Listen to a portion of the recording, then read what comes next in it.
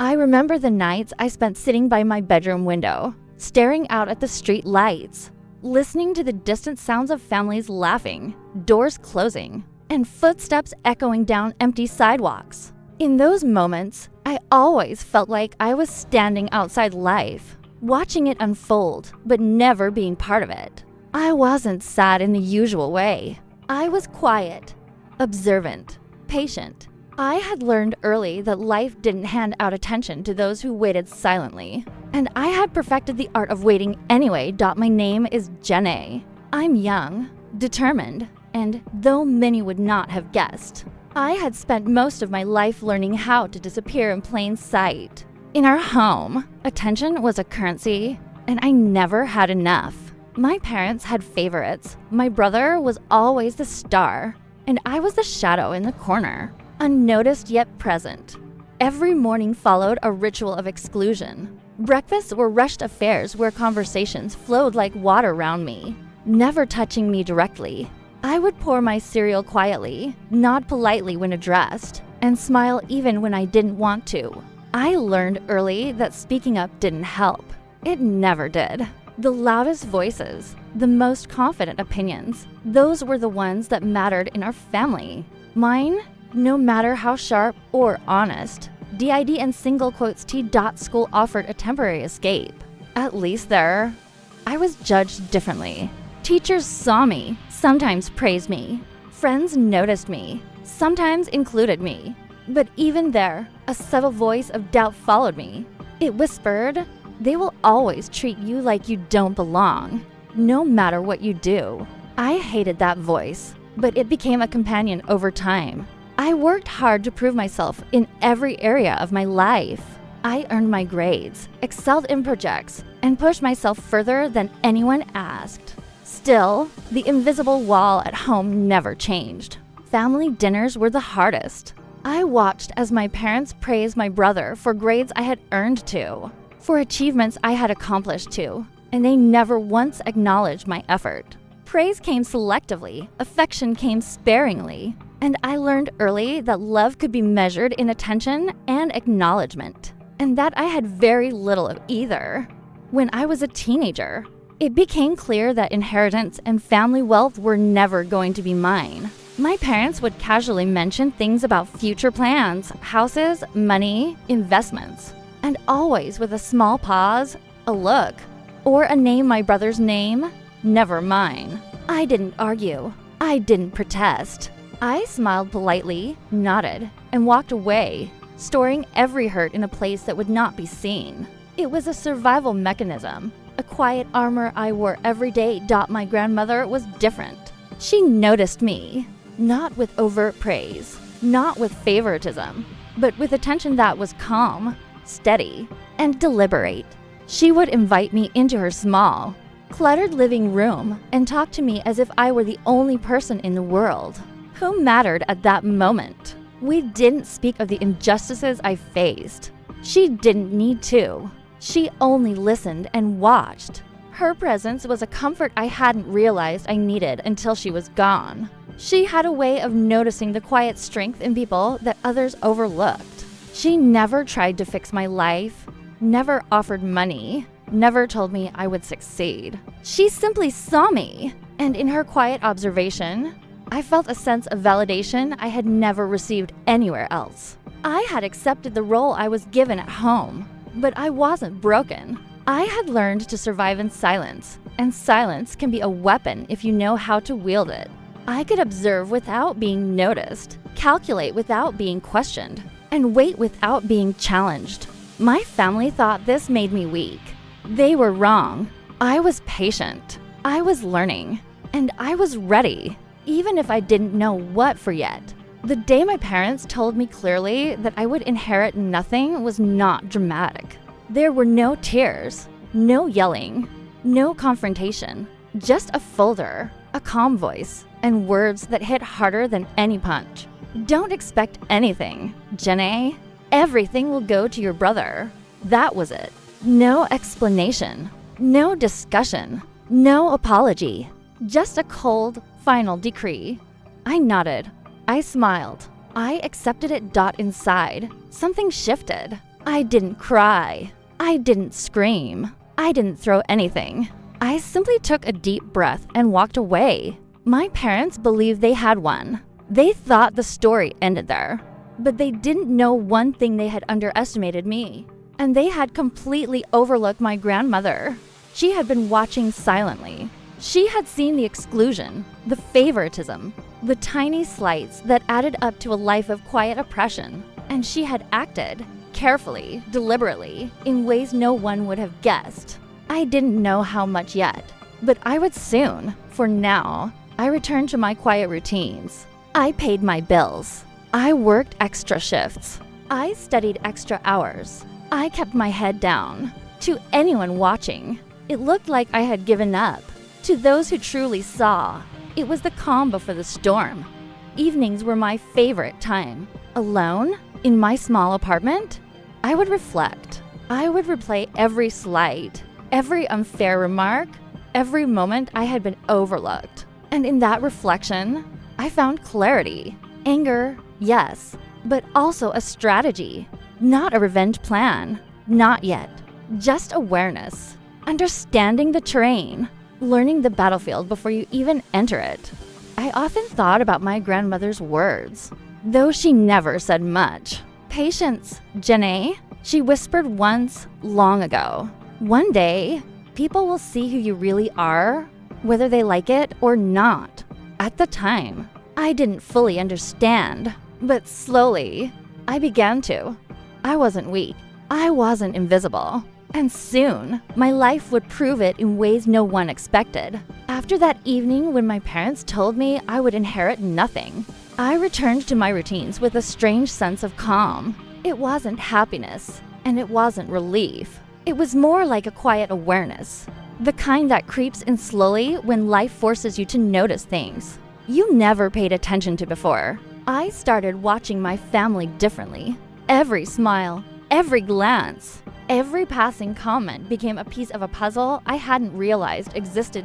My grandmother, the only person who had ever really seen me, had passed away not long before this moment. She had been careful, precise, always observing without interfering. Most people had thought she was old-fashioned, slightly forgetful, maybe even fragile. But I had always known better.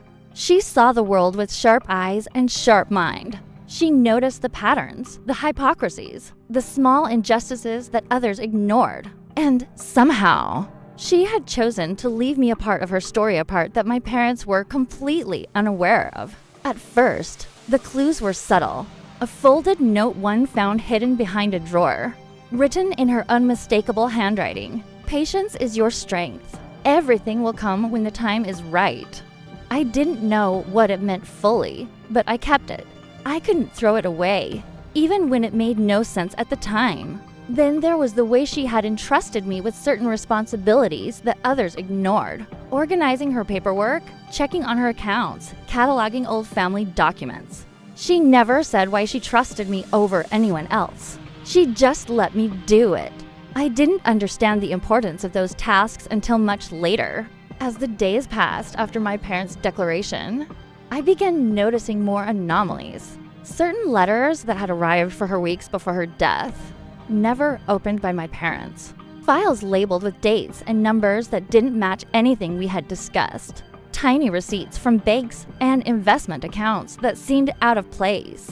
I started to piece things together quietly, cautiously. Something was waiting for me. Something they didn't want me to find. My parents had no idea that I was paying attention. My father continued his casual dismissals, telling me I should focus on my own life. My mother offered vague suggestions of independence, as if that was compensation for what they had denied me. And my brother, he was still smug, confident, entirely convinced that he would inherit everything without effort. Without question, none of them suspected that I was learning, observing, and quietly preparing. One evening, I went through my grandmother's old study one last time before the lawyers were supposed to visit. Her desk, her bookshelves, her files, everything smelled faintly of lavender and paper. A combination that always reminded me of her. That night, I discovered a folder tucked under a loose floorboard, something I had never noticed before. It was thick, and when I opened it, I realized it contained detailed records of her accounts, her investments, and a will. But what shocked me wasn't just the numbers or the property listed. It was that my name appeared everywhere. Every account, every asset, every plan pointed to me as the primary beneficiary. I sat there in the dim light, heart pounding. My parents had told me I would get nothing, and yet here was proof to the contrary. My grandmother had left everything to me. She had seen through the favoritism, through the neglect, through the silent oppression I had endured my entire life. And now, after she was gone, the truth was mine to claim. The next few days were a blur of planning and quiet anticipation. I contacted the lawyer she had trusted and confirmed everything. Every detail matched what I had found. My parents, unaware, continued their routines, believing that I had given up, that their control over the family and assets remained absolute. They couldn't have been more wrong. The tension began building almost immediately. I noticed subtle shifts in their behavior, tiny signs that something was off. My father asked questions about my day that seemed unusual, almost probing. My mother offered to help me with errands, which was never her way. And my brother began looking at me with a strange combination of curiosity and suspicion, as if he had suddenly realized I might exist in a space he had never noticed before. I didn't confront them, not yet.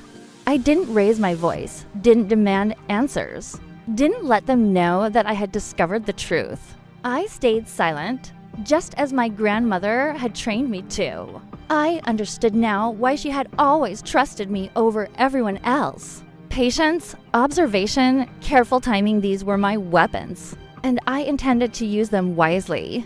There were moments of doubt. I questioned whether I should reveal the folder, whether I should confront them directly, whether I should take the money quietly and leave. But every time I thought about it, I remembered the years of being overlooked, the casual dismissals, the favoritism, the invisibility. My grandmother had given me more than money. She had given me a chance to step into my own power, to finally assert my place in a family that had never valued me. The night before the lawyer's visit, I could hardly sleep. I kept imagining the expressions on their faces, imagining the moment when the truth would finally come to light. Fear, confusion, perhaps even guilt. I wondered if they were capable of feeling it. But I knew one thing: when that moment came, everything would change. And then the day arrived. The lawyer entered, briefcase in hand, papers neatly stacked, demeanor calm but serious. My parents followed, expecting a routine reading, expecting confirmation that the inheritance would go to my brother as planned. My brother strolled in, confident, smiling. They didn't see me fully until the folder was opened. The moment the first words were read, silence fell like a thick fog. My name, repeated again and again, echoed through the room. Every account, every property, every plan belonged to me. My parents froze. My brother's face went pale, his smugness replaced by disbelief. And I sat back quietly, observing, as I had done my whole life. I didn't smile. I didn't gloat. I simply absorbed the moment, letting it wash over the room. The lawyer continued reading the letter from my grandmother. She had written not only instructions, but observations. She had seen the favoritism, the neglect, the small cruelties that built up over years. She had left a message for each of them, pointing out what they had failed to see, what they had failed to do, and making clear why I was the rightful heir. The weight of the moment was overwhelming.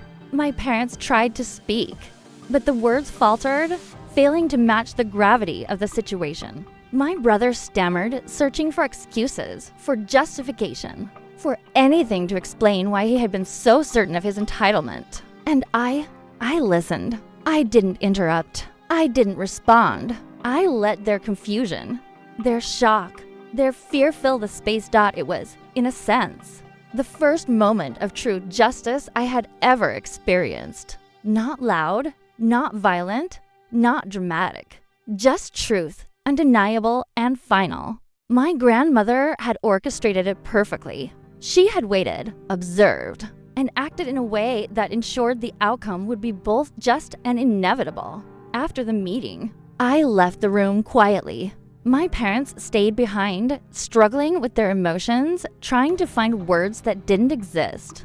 My brother slouched in his chair, realizing for the first time that life was not as predictable as he had assumed. I walked out, calm, collected, aware of my own strength, and for the first time, fully confident in my place in the world. That evening, alone in my apartment, I reflected on the past, on the years of neglect and exclusion. I thought about my grandmother, about the lessons she had imparted silently, and about the power of patience and observation. I realized that revenge doesn't always come from shouting or confrontation. Sometimes it comes from waiting, from understanding, and from letting the truth reveal itself in its own time. And I also realized that the people who had overlooked me, who had underestimated me, who had dismissed me for years, had finally understood something they had never considered. The person they thought was powerless had been quietly learning, preparing, and growing.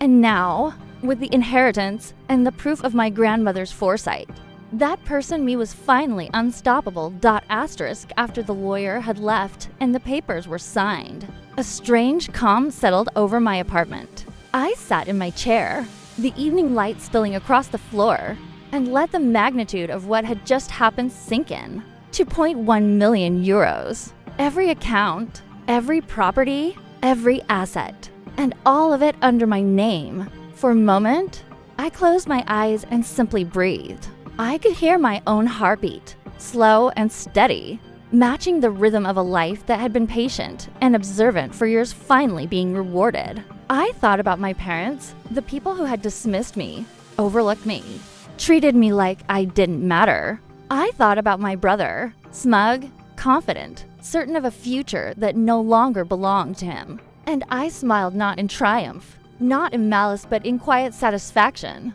They had underestimated me, and now they were learning exactly what happens when you do that. The first call came from my father, Jenny. "We need to talk," he said, his voice hesitant, almost breaking. I let him speak for a few minutes, letting him fumble, apologize, explain, justify. None of it mattered. I didn't need to respond. My grandmother's foresight had done the talking for me. His words were empty because actions years of neglect, favoritism, and dismissal had already spoken louder than any apology. My mother called next. She tried a softer approach, tears in her voice, an attempt at maternal warmth that had always felt performative. "I just want you to understand. We never meant to hurt you." I listened, nodding as though agreeing, though I said nothing. I understood exactly what she meant, or more accurately, what she didn't mean. They had been blind to me. They had been careless with my feelings, casual with my worth. And now they were scared because the balance of power had shifted, finally and irrevocably. My brother was last. He came in person, trying to assert confidence that I could see right through. "You don't really want all of this," he said, waving his hand as if the money and property were meaningless. "It's complicated. We can figure something out. Maybe share it?" I let him talk, watched him, and finally leaned back, calm, collected, and quiet. I had no intention of negotiating, not because I wanted to punish him, not because I wanted to humiliate my parents, but because I had learned something important. People reveal themselves when they are desperate. And they were desperate now. I didn't need to push. I didn't need to prove anything. I just needed to wait and let the truth settle.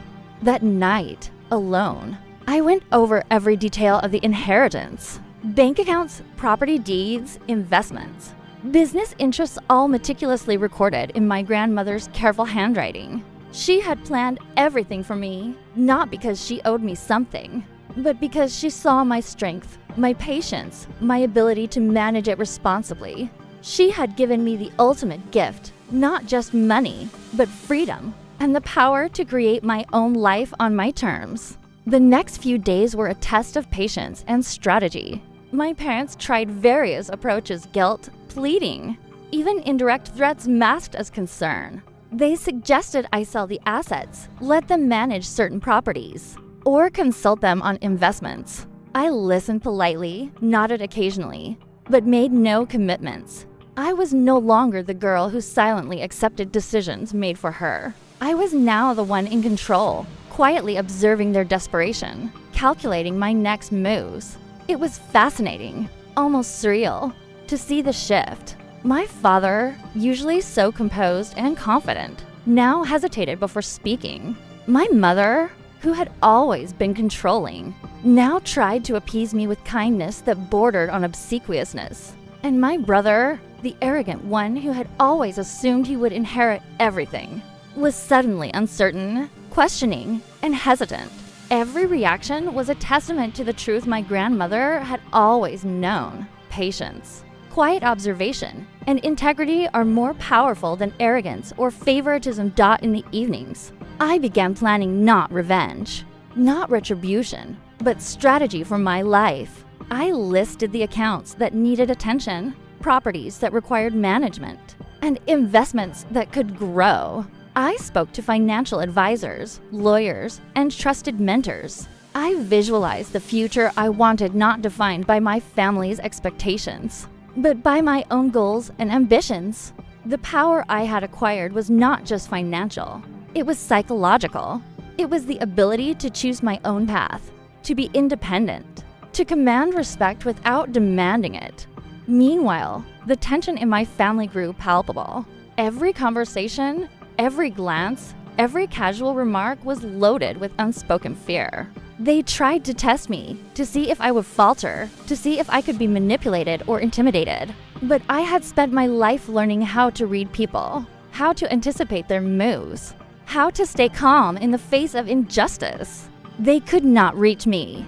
They could only react to the quiet confidence I had cultivated over years of being overlooked. There were moments when I almost felt pity for them. My parents, blinded by their own arrogance, had never considered that the one they dismissed, the one they ignored, would one day hold all the cards. My brother, who had always thrived on entitlement, had never developed the resilience or foresight to protect himself. And yet, I knew that pity was not my goal. My grandmother had taught me that power is not about punishing others. It is about knowing your worth and acting decisively when the time comes.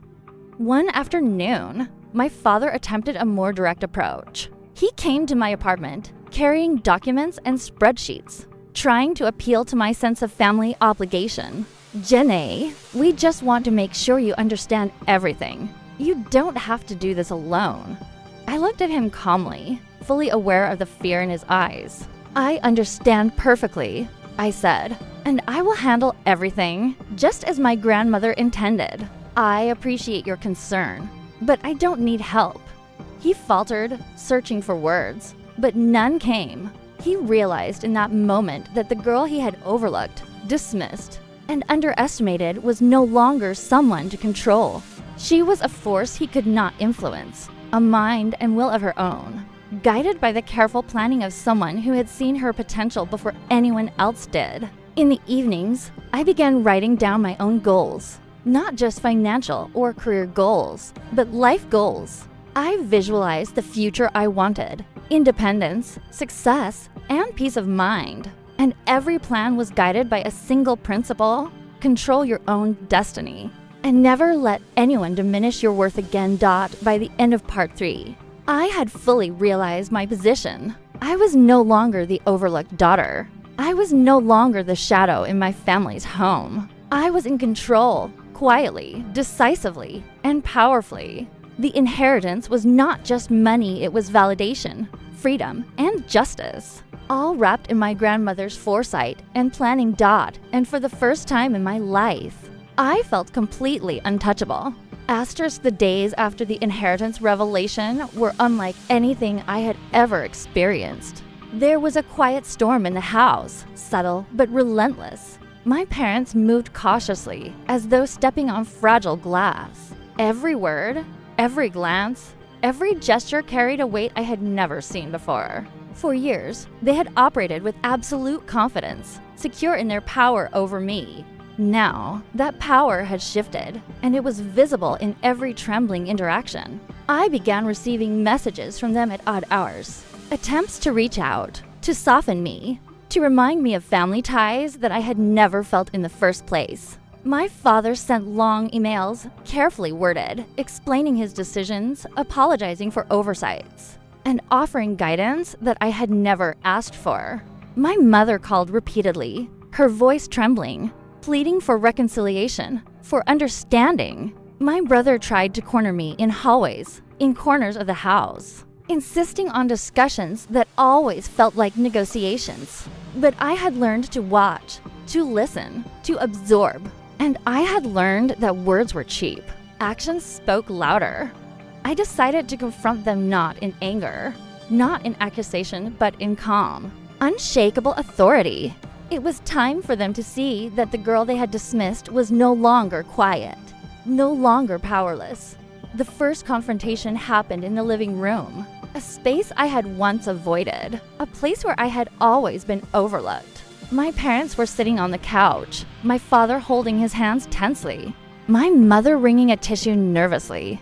My brother leaned against the wall, arms crossed, waiting for me to speak. I stood, calm and steady, letting the silence stretch until it became almost unbearable. Finally, I spoke. I've gone over everything.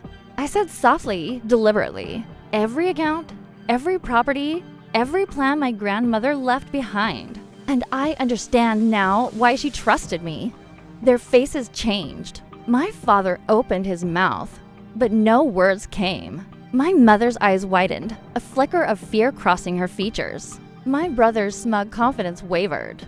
I understand, I continued, that you didn't value me before, that you thought I was invisible, that you believed I would accept whatever you decided without question. But that's not who I am, and that's not who I ever was. The room was silent again. No one dared interrupt.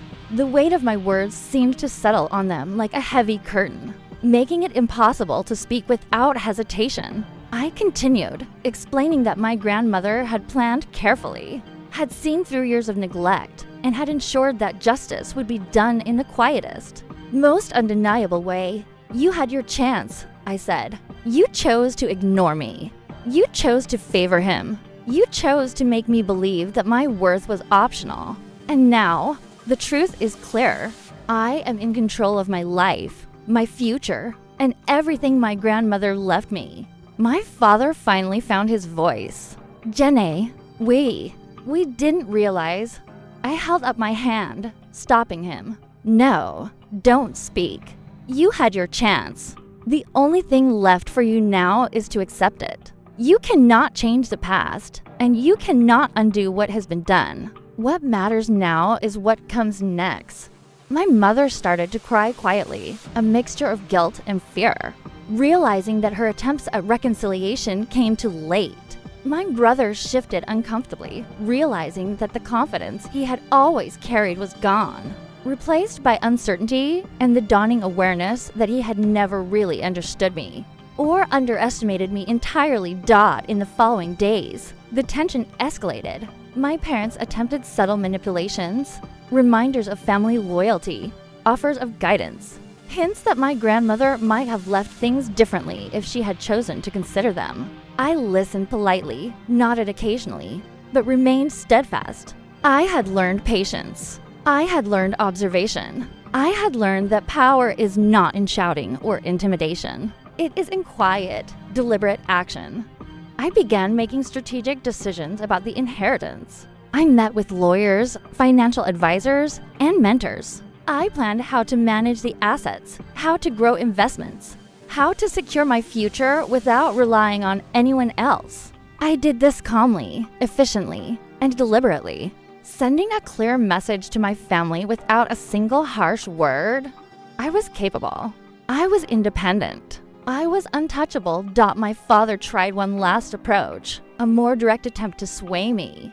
He cornered me one evening, speaking softly, almost pleading. Jenny, we can work together. We can find a way that's fair. Don't shut us out completely." I looked at him steadily. "Fair?" I asked. "You spoke of fairness when you were deciding my worth? When you chose him over me? Fair is long gone. What remains is truth. And the truth is, I am the one my grandmother trusted."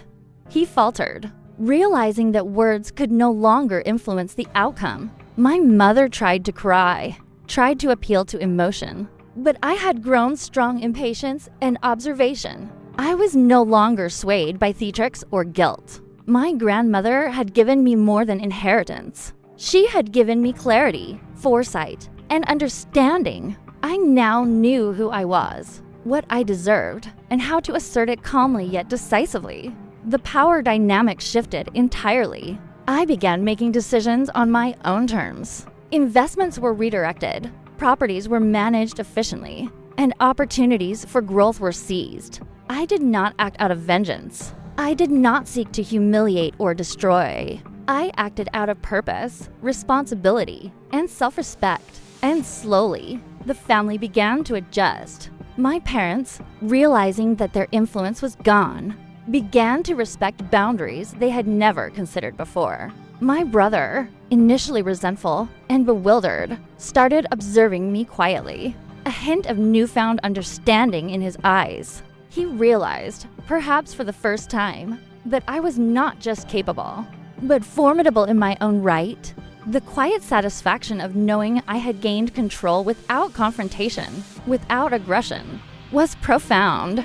I realized that revenge, true revenge, does not always come from violence or shouting. Sometimes it comes from living fully, confidently, and deliberately in a space they cannot touch, in a life they cannot influence. Evenings were my refuge. I reflected on the past, on the years of neglect, exclusion, and underestimation. I thought about my grandmother, her foresight, and her deliberate patience. I understood now why she had trusted me. I had proven that silence, observation, and thoughtful action can be more powerful than anger or confrontation. By the end of part 4, the family had recognized a new reality. I was no longer the overlooked daughter. I was no longer invisible. I was a person who commanded respect not through shouting, but through action, clarity, and self-assuredness. The inheritance had not only given me financial freedom, but had awakened something far deeper: recognition of my own strength and the power to shape my life on my terms. After the confrontations with my family, life didn't immediately feel different. The inheritance, the assets, the proof of my grandmother's trust, it was all mine. But there was still work to be done. I had gained the power they never thought I would have. But power is not just about ownership. It's about responsibility, decision-making, and clarity of purpose. And I intended to exercise it fully. The first few days were dedicated entirely to organization. I went through every account, every investment, every property, making notes, creating plans, and consulting with experts. I wanted to understand everything, not just for control, but because I felt a deep sense of duty to honor my grandmother's foresight. She had trusted me to handle this well, and I would not let her down. My parents tried to intervene again. Subtle hints, careful questions, and even indirect suggestions. But I had learned to see through them. Every comment, every question, every offer carried hidden intentions, a desire to regain control, to influence decisions, or at least to feel relevant in a process they had ignored for years. I smiled politely, listened, nodded, and made my decisions quietly. My silence was my strongest statement. I was no longer their child to control. I was my own person. My brother's attitude shifted slowly. At first, he resented me, avoided me, and questioned my every move. He made excuses for my decisions, tested boundaries, and attempted to provoke reactions. But I didn't react. I maintained calm, confident, and deliberate control over everything. Slowly, he began to respect me not as a sibling he could challenge, but as a person he could no longer dismiss. That recognition was subtle, but it was there. I began taking practical steps to secure my life and future. I invested in businesses I believed in, diversified my assets, and made decisions that would grow my wealth responsibly. But beyond finances, I invested in myself. I pursued goals that had been long postponed, studied areas of interest, traveled when I wanted, and connected with people who truly valued me. I realized that true power is not only in money or property, but in the ability to live authentically, without fear of judgment or exclusion. The family began adjusting, almost imperceptibly. My parents, initially desperate and pleading, learned to accept boundaries.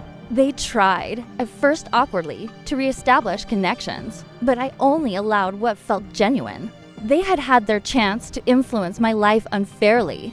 Now, they could exist in my life only on terms I set. My grandmother's wisdom became my guiding principle. She had chosen to trust me when no one else had. Her patience, her observation, her ability to recognize true character over appearances, these lessons shaped everything I did. I realized she had prepared me not just for inheritance, but for life, for leadership, for strength. In a quiet, reflective moment, I thought about all the years I had been overlooked. The dismissals, the favoritism, the endless comparisons with my brother. They had shaped me, yes, but they had also made me resilient, disciplined, and determined. Every slight, every injustice, every small act of neglect had contributed to the person I had become. Calm, observant, and strategically decisive. I began visiting properties and managing accounts personally. My presence became a subtle statement. I was capable, independent, and fully in control. I did not need to flaunt power or demand attention. Actions spoke louder than words. Every decision I made, every investment I approved, every problem I solved silently communicated my competence. The family tension, though still present, diminished over time. My parents had begun to recognize that their control was gone and that their influence over me would never return. They adapted, slowly, to a reality where I was autonomous. My brother stopped testing me openly and started observing, learning from my decisions, and understanding that capability does not always announce itself loudly. It acts quietly, efficiently, and consistently. I also began to consider my own future. Beyond the immediate family drama, I wanted independence, security, and fulfillment. I used the inheritance not as leverage against anyone, but as a tool to build a life that reflected my values. I invested in my education, expanded my skills, and started projects that aligned with my passions. The money was a gift, yes, but it was also an opportunity to create meaning, purpose, and freedom. During this time, I reflected deeply on justice and morality. I realized that true justice is rarely dramatic or violent. It comes in clarity, in rightful ownership, and in the acknowledgement of one's own worth. My grandmother had ensured that I received justice not through confrontation or punishment, but through preparation, foresight, and patience. She had taught me that power is most effective when exercised responsibly, thoughtfully, and without malice. Slowly, I began to rebuild relationships cautiously. I met with my parents on my terms, calmly, without letting guilt or old habits influence interactions. We discussed family matters, finances, and shared memories, but always with boundaries firmly in place. They learned that respect is earned, not assumed. My brother and I had long, honest conversations, the first real ones we had ever shared. He admitted, with humility, that he had underestimated me, that he had failed to see my strengths, and that he had been arrogant in assuming entitlement. I listened, acknowledged his words, but made clear that respect and recognition must be mutual. I didn't harbor resentment, but I didn't allow old patterns to continue either. In these moments, I realized that the inheritance was more than money. It was a test, a lesson, a turning point. It had shown me the importance of patience, observation, strategic thinking, and emotional intelligence. It had allowed me to claim my life fully and to command respect without aggression. And it had taught me that true empowerment comes not from revenge, but from understanding. preparation, and deliberate action. By the end of this phase, I had fully claimed my life. I managed my wealth responsibly, pursued my goals passionately, and navigated family dynamics with clarity and authority. The quiet power I wielded was more profound than any confrontation, more lasting than any argument. I was no longer the overlooked daughter. I was no longer the silent shadow. I was Jenny, the person my grandmother saw, trusted, and prepared to succeed. Evenings became my sanctuary. I reflected on the journey, on the lessons learned, and on the profound impact of my grandmother's guidance. The inheritance had not only changed my life materially, but had awakened something far deeper. The understanding of my own strength, the confidence to act decisively, and the knowledge that patience and observation can lead to outcomes more powerful than anger or force. As the weeks passed, my family learned to live in this new reality. My parents adjusted their expectations. My brother understood my capability, and I continued to act with deliberate purpose. There was no need for vengeance, no need for punishment. The quiet shift in power, the recognition of my own worth, and the responsible use of what had been entrusted to me were the ultimate forms of justice. And in that quiet, deliberate power, I found peace. After months of quiet observation, strategic planning, and careful action, life had shifted in ways I could never have imagined as a child. I had claimed my inheritance, asserted my boundaries, and quietly reshaped the power dynamics within my family. But the true change was not in money or property, it was in me. I woke up each morning with a sense of clarity I had never known. My grandmother's foresight had given me more than assets. It had given me purpose. I moved through my days deliberately, making decisions that reflected not just financial prudence, but personal integrity. Each choice I made, each step I took, was a reminder that I was capable, resilient, and worthy of the life I wanted. My parents approached me differently now. The fear in their eyes that had once been sharp had softened into a cautious respect. They no longer tried to sway my decisions or influence my actions. When they reached out, it was to genuinely connect, not to manipulate. I listened politely, engaged when I felt it appropriate, but I always held the authority firmly in my own hands. I had learned that respect is earned, not demanded, and I would not allow old patterns to take root again. My brother and I began to understand each other in a way we never had before. For years, we had been rivals in subtle, unspoken ways, competing for attention, approval, and recognition. But with the inheritance and the quiet power it had given me, the dynamic shifted. He began to observe rather than assume, to listen rather than dominate, and to respect rather than challenge. We had conversations that were honest and unguarded, moments where he admitted his own failings. And I forgave him not because I owed him anything, but because I had no need to carry resentment. The money itself was, of course, significant. I managed accounts, diversified investments, purchased properties, and ensured that everything was organized and secure. But more than that, it became a tool of freedom. I no longer had to conform to anyone else's expectations. I could travel, explore my passions, invest in opportunities I believed in, and build the life I had always imagined, free from the shadows of neglect. The most profound change was internal. I realized that my grandmother's gift was not just financial, it was a lesson in patience, strategy, and self-worth. I had learned that silence is not weakness, observation is not submission, and patience is not passivity. True power, I discovered, is knowing your value, exercising it responsibly, and letting actions speak louder than words. I spent hours reflecting on the past. I remembered the quiet pain of childhood, the moments of being overlooked, the subtle dismissals, the unspoken favoritism. Those moments had been painful, yes, but they had also shaped me. They had given me the resilience to endure, the discipline to act strategically, and the clarity to recognize opportunity when it appeared. What once felt like injustice now felt like preparation for the life I was meant to lead. Family gatherings became different. The tension that once hovered like a storm cloud dissipated, replaced by cautious respect and understanding. My parents had learned their lesson not through confrontation or punishment, but through observation, realization, and adjustment. My brother no longer assumed entitlement. He had begun to understand that recognition must be earned, and that confidence without competence is hollow. I also focused on myself. I pursued interests I had put aside for years: education, travel, personal projects, and relationships that were meaningful.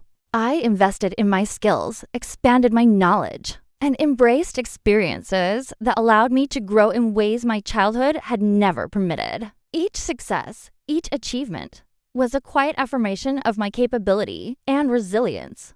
One day, as I sat in my apartment overlooking the city lights, I reflected on the journey. The path had been long, filled with quiet struggle, patience, and observation. I had endured neglect, favoritism, and dismissal, yet I had emerged not broken, but empowered. The inheritance was more than money. It was validation, freedom, and the culmination of lessons learned over a lifetime. I thought about my grandmother and the quiet, deliberate way she had shaped my destiny. She had known my potential before anyone else, had recognized my resilience, and had entrusted me with power when others doubted me. Her wisdom had guided me, her patience had taught me strategy, and her foresight had given me the ultimate gift, the ability to live fully, independently, and with clarity. The moral became clear.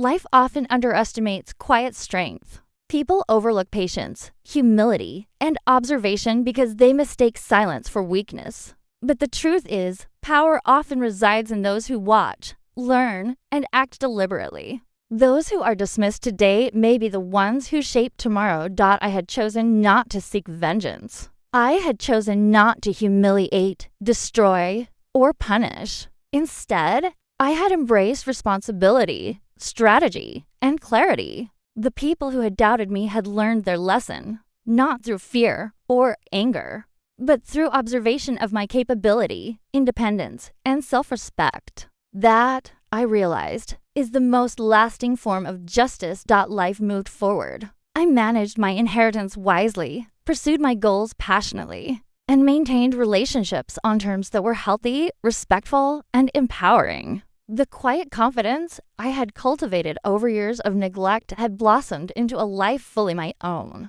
And I learned that true power is not loud. It is not boastful. It does not demand attention or respect. True power is deliberate, patient, responsible, and unshakable. It is knowing your worth and living in alignment with it, regardless of what others believe or expect. As I reflected on my journey, I realized that the life I had always imagined free from manipulation, neglect, and dismissal was finally mine. The inheritance had not just provided financial security. It had given me insight, clarity, and the ability to live authentically. I closed my eyes and allowed myself a quiet smile. For the first time, fully and completely, I understood the truth.